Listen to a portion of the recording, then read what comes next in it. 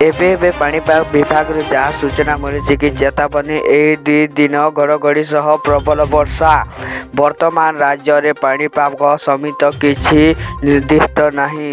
ଦିନରେ ଗୁଳୁଗୁଳି ଅନୁଭୂତ ହେବ ଯଥେଷ୍ଟ ଅଧିକ ରହିଛି, ଯାହା ଫଳରେ ଆର୍ଦ୍ରତା ଅଧିକ ରହିଛି। ତେବେ ଆସନ୍ତା 2 ଓ 3 ତାରିଖ ବେଳକୁ ଦକ୍ଷିଣ ଓ ଉପକୂଳ ଓଡ଼ିଶାରେ ଘଡ଼ଘଡ଼ି ସହ ପ୍ରବଳ ବର୍ଷା ହୋଇପାରେ ନେଇ ପାଣିପାଗ ବିଜ୍ଞାନ ଉମା ଶଙ୍କର ଦାସ ସୂଚନା ଦେଇଛନ୍ତି। ଓଡ଼ିଶା ମୌସୁମୀ ବିଳମ୍ବରେ ଆସିଥିଲେ ମଧ୍ୟ ଆଗାମୀ 2 ଦିନରେ ବର୍ଷା ସ୍ୱାଭାବିକ ରହିବ।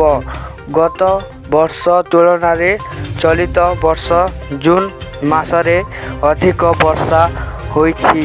ଗତ ବର୍ଷ 136.1 କିମି ବର୍ଷା ରେକର୍ଡ ହୋଇଥିଲା। ଚଳିତ ବର୍ଷରେ ବର୍ତ୍ତମାନ ସୁଦ୍ଧା 156.1 ମିମି ବର୍ଷା ରେକର୍ଡ କରାଯାଇଛି। ତ ଦର୍ଶକ ବନ୍ଧୁ, ଆପଣଙ୍କର ଲଘୁଚାପ ହେଉଛି 2 ରୁ 3 ମଧ୍ୟରେ ଜବରଦସ୍ତ ବର୍ଷା ହେବ। ତ ଦର୍ଶକ ବନ୍ଧୁ, ଆଜିର ଭିଡ଼ିଓ ଏତିକି। ଭିଡ଼ିଓ ଭଲ ଲାଗିଲା ଭିଡ଼ିଓକୁ ଲାଇକ୍, ଚ୍ୟାନେଲକୁ ସବସ୍କ୍ରାଇବ୍ କରିବାଟା ଭୁଲିବେନି। Zero report Bajrang TV.